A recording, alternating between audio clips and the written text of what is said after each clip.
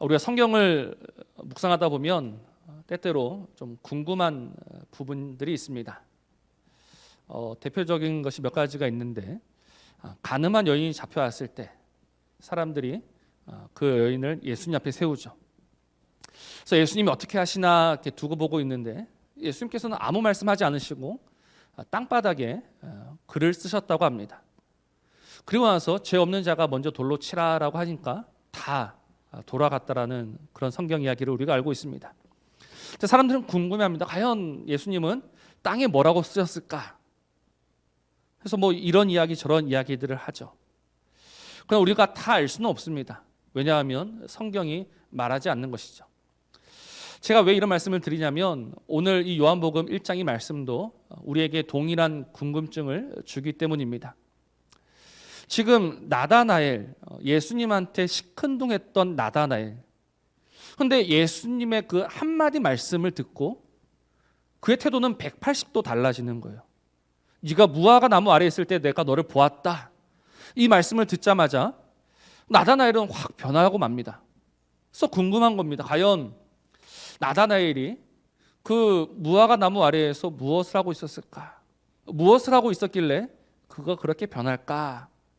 그래서 오늘 이 설교는요, 이 궁금증에서 시작을 하는 겁니다. 이 사실 요한복음 1장을 쭉 강의하면서 이제 요한복음 1장을 충분히 살펴본 것 같으니까 이제 2장으로 넘어가려 했었는데, 이 부분이 너무 궁금한 겁니다. 그래서 말씀을 묵상하다가 여기서 우리가 놓치지 말아야 할 아주 중요한 사실이 있구나라는 것을 알고 이 말씀을 준비했습니다. 그러니 오늘 설교를 듣는 여러분들도 좀 호기심을 가지고 궁금증을 가지고 이 설교를 좀 들어주셨으면 좋겠습니다. 왜냐하면 우리의 가장 큰 문제는 관심이 없는 거거든요. 이단들의 특징이 뭡니까? 관심이 넘쳐나는 겁니다. 그 사람들은 궁금한 게 너무 많아요. 궁금한 게 너무 많아서 그냥 이것을 성경을 사사로이가 무슨 뜻이냐면 제멋대로라는 뜻입니다. 제멋대로 해석하지 말라고 했는데 그 사람들은 제멋대로 해석합니다. 그래서 이단이죠. 근데 오늘 우리는 어떤가? 우리는 관심이 없습니다. 그래서 한번 생각해 봤습니다. 관심이 많은 게 문제일까? 아니면 관심이 아예 없는 게 문제일까? 어떤 게 더 문제일 것 같습니까? 사실은 둘 다 문제죠. 믿음은 들음에서 난다라고 했습니다. 들어야 합니다. 들어야지만 믿음이 생기고, 들어야지만 하나님이 우리에게 요구하시는 것이 무엇인지를 알 수 있는 겁니다. 그러니 다시 한번 마음을 모아서 오늘 이 말씀에 함께 참여해 주시기를 부탁을 드립니다. 먼저 오늘 1장에 나오는 나다나엘, 성경을 통틀어서 나다나엘이라는 이름은요, 요한복음에만 나옵니다. 그것도 1장에 나오고 그 다음 어디 나오느냐? 21장 제일 마지막에 나옵니다. 그 외에는 나다나엘에 대해서 알려진 바가 없습니다. 그러나 우리가 나다나엘을 주로 누구라고 생각하냐면 바돌로메다라고 많은 학자들이 이야기합니다. 예수님의 제자 가운데 바돌로메를 아실 것입니다. 근데 바돌로메는 이름이 아니거든요. 바돌로메는 돌로메의 아들이라는 뜻입니다. 돌로메의 아들. 성경 이름 표현이 몇 군데 있는데요, 예수님께서 베드로를 보시고 이렇게 말씀하세요. 바요나 시모나라고 말씀하십니다. 바요나 시모나. 무슨 뜻일까요? 요나의 아들 시몬이라는 뜻입니다. 또 우리가 잘 알고 있는 바디메오 있지 않습니까? 소경 바디메오. 바디메오도 이름이 아니죠. 바디메오는 디메오의 아들이라는 뜻입니다. 그래서 바돌로메도 마찬가지예요. 돌로메의 아들인데 그 돌로메의 아들이 누구냐? 많은 학자들이 나다나엘이다라고 이야기를 하는 겁니다. 왜냐하면 공간복음서에서 예수님의 제자들을 차례차례 소개할 때 항상 빌립과 짝을 이루는 사람이 있습니다. 바돌로메입니다. 빌립과 바돌로메, 빌립과 바돌로메. 그래서 이 바돌로메가 빌립이 전도해서 함께 다녔던 나다나엘이 아닐까라고 생각하는 겁니다. 왜냐하면 요한복음 21장 제일 마지막이 어떤 말씀이냐면, 제자들이 예수님의 그 죽으신 이야기를 듣고 실망해서 고향으로 돌아간 내용입니다. 그래서 베드로가 일어나서 먼저 한마디 하죠. 난 다시 고향에 돌아가서 물고기나 잡으러 가야 되겠다. 근데 그때 옆에 있던 제자들이 우리도 같이 가자라고 합니다. 근데 그때 있었던 한 명이 누구냐면 나다나엘인 거예요. 그러니까 나다나엘은 요한복음 1장에 나와서 21장에 나왔으니까 그동안 사라진 것이 아니라 그동안 쭉 주님과 동행했었던 겁니다. 마지막 그 순간까지. 그래서 이 나다나엘을 많은 사람들이 예수님의 제자라고 보는 거죠. 저도 그 의견에 동의합니다. 왜냐하면 지금 주님은 그 나다나엘을 보시면서 엄청난 칭찬을 하고 계시거든요. 우리 오늘 47절 한번 보시기 바랍니다. 47절. 예수께서 나다나엘이 자기에게 오는 것을 보시고 그를 가리켜 이르시되 보라, 이는 참으로 이스라엘 사람이라 그 속에 간사한 것이 없도다라고 하십니다. 그는 참으로 이스라엘 사람이다, 그 속에 간사한 것이 없다라는 것은요, 참으로 대단한 칭찬입니다. 왜냐하면 그 이스라엘 땅에 이스라엘이 없었기 때문입니다. 제가 지난번 이스라엘이 어떤 뜻인지 한번 말씀을 드린 적이 있습니다. 우리 이스라엘은 하나님과 싸워서 이겼다, 하나님과 겨루어서 이겼다라고 하지만 그런 뜻이 아닙니다. 아니, 누가 감히 하나님을 이길 수 있습니까? 누가 감히 하나님을 꺾고 그 이스라엘이라는 이름을 차지할 수 있습니까? 그렇지 않습니다. 기억하십시오. 이스라엘은 하나님이 다스리신다, 하나님이 통치하신다는 의미입니다. 우리가 잘 알고 있듯이 야곱이 이스라엘이 되었습니다. 야곱은 어떤 사람입니까? 야곱은 그 이름처럼 늘 다른 사람의 뒤꿈치를 잡아서 넘어뜨리는 사람입니다. 늘 싸우는 사람이죠. 그래서 자신의 형하고 싸웠습니다. 자신의 아버지하고 한번 했습니다. 자신의 삼촌하고도 했습니다. 그러다가 결국 누구까지 싸우려 합니까? 하나님하고까지 하는 거예요. 그래서 하나님이 그 야곱을 보시면서 야, 너는 더 이상 야곱으로 살면 안 되겠다. 그래서 그의 이름을 이스라엘로 바꾸신 것이죠. 네가 이겼다, 내가 졌다, 그래서 네가 이스라엘이 아니라 너는 지금부터 내가 다스리겠다, 너는 지금부터 내가 책임지겠다 라는 의미로 이스라엘이라는 이름을 주신 겁니다. 그러니 이 이스라엘이라는 이름은요, 참으로 영광스러운 이름입니다. 어느 누가 하나님의 통치, 하나님의 다스림을 받을 수 있단 말입니까? 하나님이 오직 그 아브라함, 이삭, 야곱을 택하셔서 그들을 하나님의 백성, 하나님의 나라 이스라엘로 삼으셨다는 것이죠. 근데 지금 그 이스라엘의 비극이 무엇입니까? 그 하나님의 통치, 하나님의 다스림 아래에 있는 이스라엘이지만 아무도 그 하나님의 다스림 받기를 좋아하는 사람이 없다라는 겁니다. 그게 이스라엘의 진짜 비극입니다. 우리가 지금 사사기 말씀을 계속해서 묵상하고 있지 않습니까? 사사기 말씀, 사사시대, 암흑시대, 어두운 시대, 절망의 시대. 왜 그 시대가 절망의 시대가 되었습니까? 그들이 하나님을 버렸기 때문입니다. 하나님이 그들을 버리신 것이 아니라 그들이 하나님을 버린 거로 이스라엘이라는 이름을 가졌음에도 불구하고 그들이 하나님의 다스림 받기를 싫어한 결과 사사시대, 절망의 시대가 온 것이지 않습니까? 그리고 그 절망의 시대가 이어집니다. 지금 예수님이 오신 이 땅에도 여전히 그 땅은 절망의 시대요, 암흑의 시대입니다. 왜냐하면 참 이스라엘이 없기 때문입니다. 근데 주님이 하필 나다나엘을 보시면서 하신 말씀이 무엇이다? 참으로 이스라엘 사람이다라는 겁니다.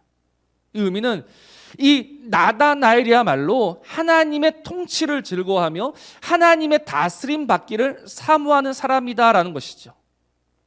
그리고 그 뒤에 한마디 덧붙이십니다. 이 사람은 간사한 것이 없도다라고 했습니다. 간사한 것이 없다라는 말이 무엇이겠습니까? 그 마음이 정직하다라는 것이죠. 우리 주님께서 정말 싫어하신 것이 있습니다. 무엇이냐면 두 마음입니다. 갈팡질팡하는 마음입니다.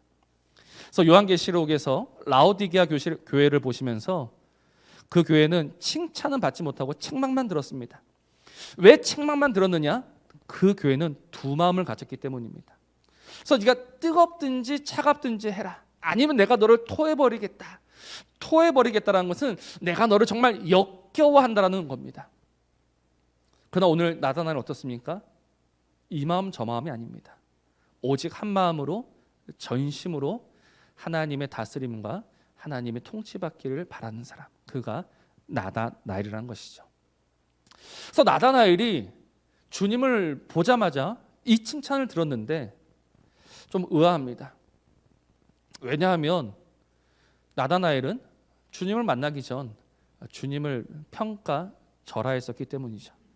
46절입니다. 이렇게 말씀합니다. 나다나엘이 이르되 나사렛에서 무슨 선한 것이 날 수 있느냐? 나사렛에서 무슨 선한 것이 날 수 있느냐?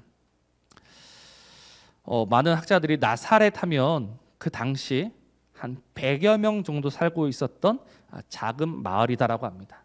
100여 명 정도 살고 있는 작은 마을, 깡촌이죠.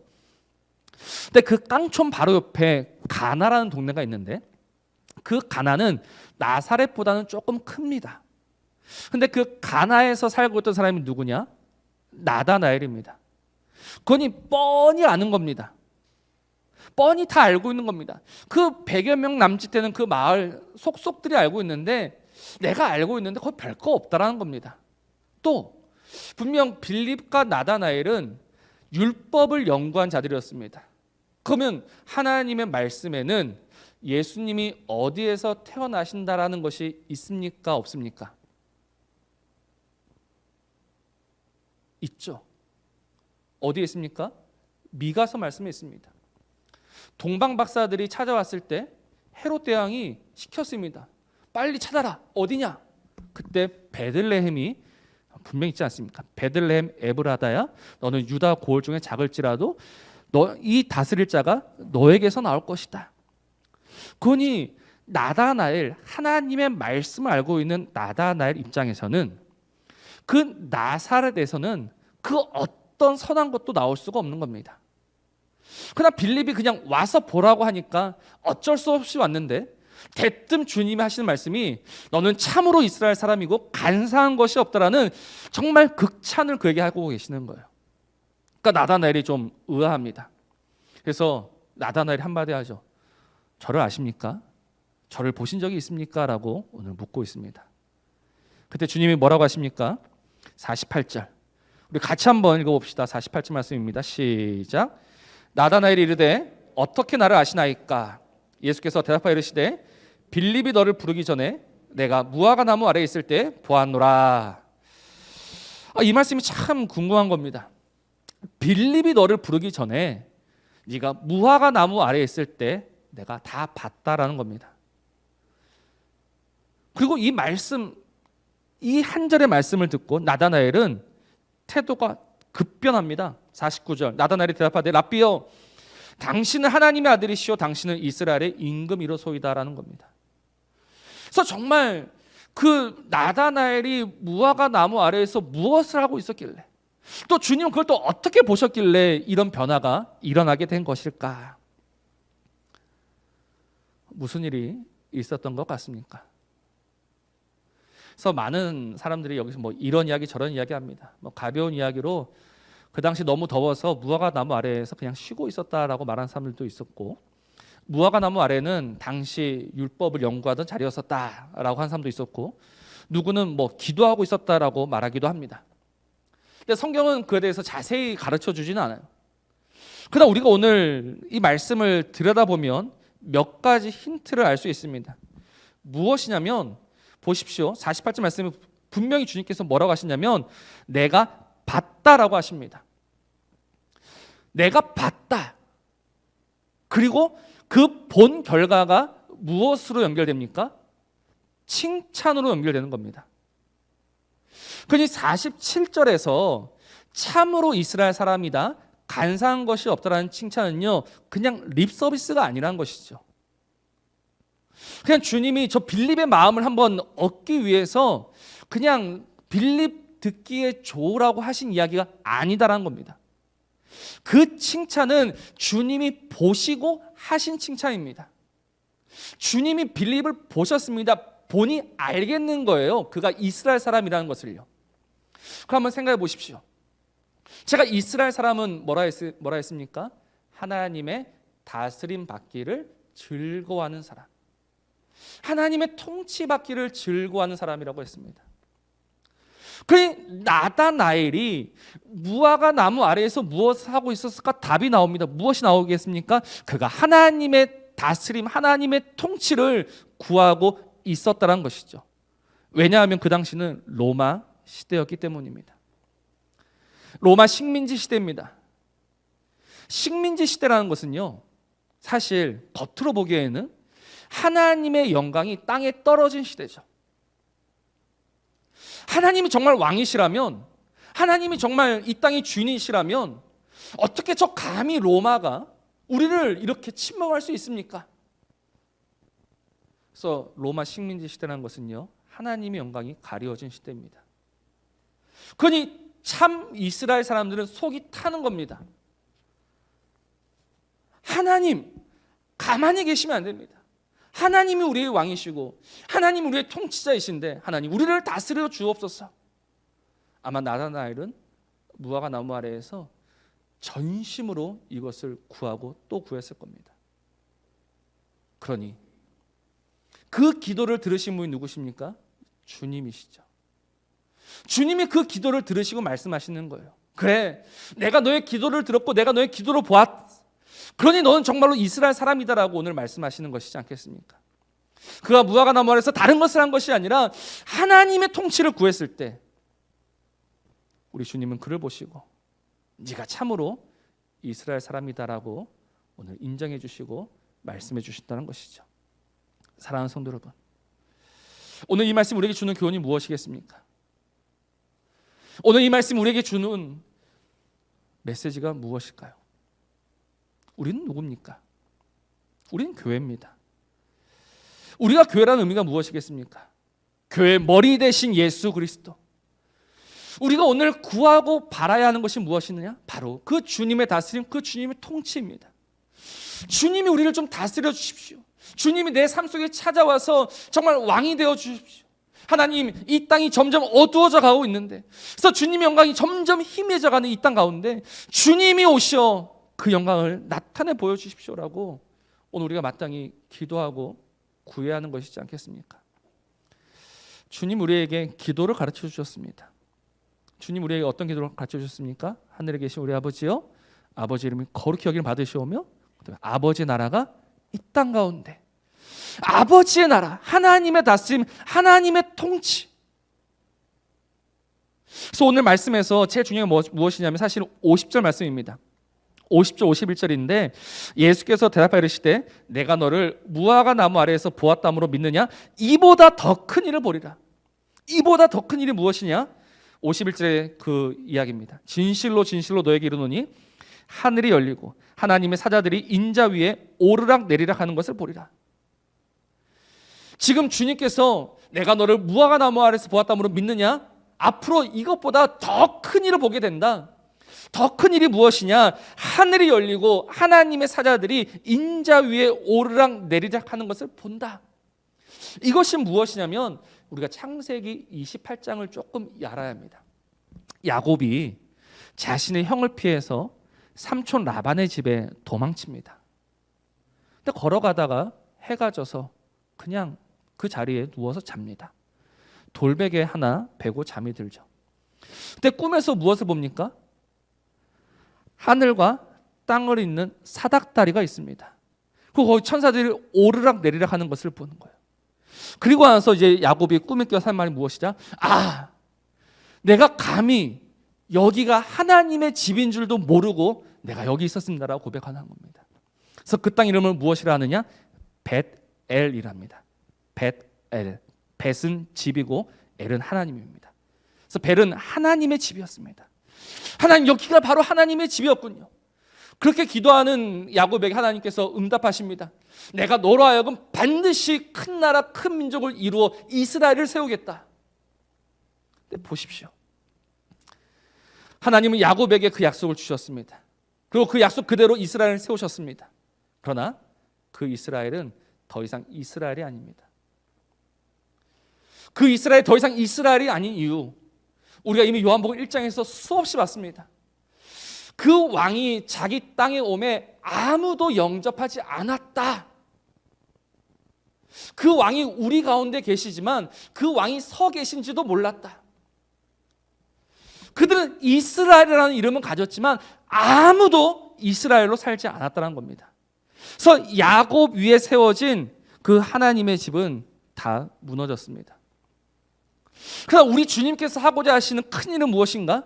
오늘 51절 보면 하나님의 사자들이 어디 위에서 오르락내리락 합니까? 인자 위에 오르락내리락 하는 것을 보리라. 인자가 누굽니까? 예수 그리스도시죠. 우리 주 예수 그리스도로 말미암아 세워질 새로운 이스라엘, 이전과는 완전히 다른 이스라엘.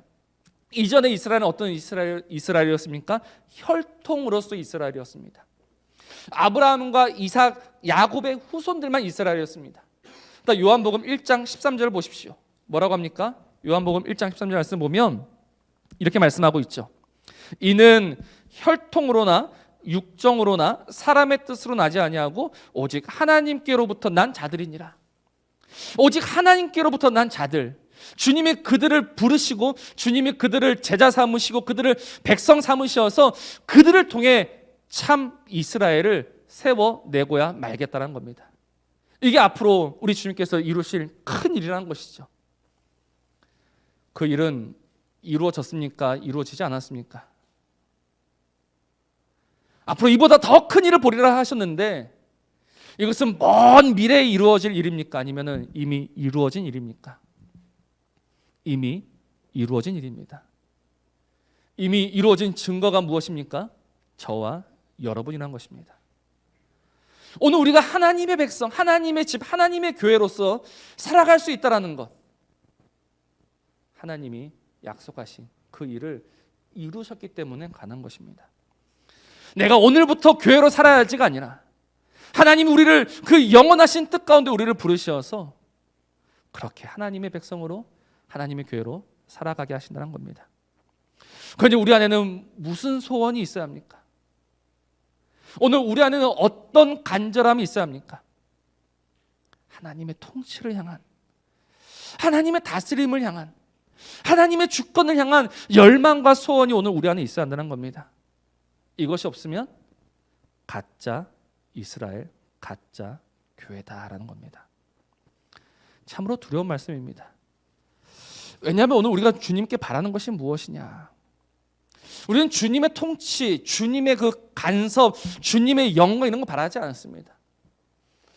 우리가 정말 요새 바라고 있는 것이 무엇이냐면 내가 어려울 때, 내가 힘들 때 때때로 나한테 와서 슬쩍슬쩍 도움만 주신 하나님, 내가 필요할 때만 와서 나의 왕국을 세워주실 그분, 그의 왕국이 아니라, 그의 나라가 아니라 내 나라를 세워가기에 필요한 그 정체가 무엇입니까? 우상입니다. 하나같이 다 우상입니다. 그분만이 참 하나님이시라는 것은요, 우리가 그의 나라를 사모하며 그의 집을 사모하며 오직 그의 다스림을 사모한다는 겁니다. 어떻게 해요? 간사한 마음 없이 전심으로요. 그래야지만 주님이 우리를 보시면서 너는 참으로 이스라엘이요, 너는 참으로 내 백성이요, 너는 참으로 내 것이다라고 오늘 말씀하시는 것이지 않겠습니까? 오늘 이 말씀 앞에 저와 여러분의 소원이 달라지기를 원합니다. 오늘 우리 안에 거룩한 열망, 거룩한 소원이 일어나기를 원합니다. 그러기 위해서 무엇을 해야 할까요? 오늘 우리 안에 기도가 있어야 합니다. 그렇습니다. 기도가 있어야 합니다.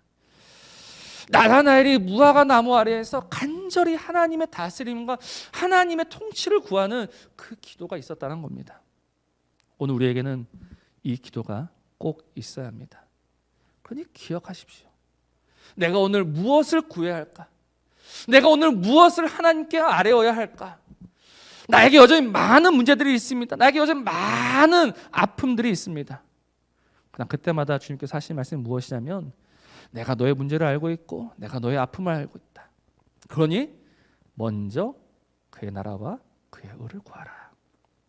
그리하면 이 모든 것을 너에게 더해 줄 것이다. 약속하시지 않습니까? 그러니 오늘 이 말씀을 통해서 우리 안에 정말 하나님의 다스림, 하나님의 통치를 갈망하는 그 거룩한 소원이 일어나게 되기를, 차고 넘치게 되기를 주님의 이름으로 부탁을 드립니다.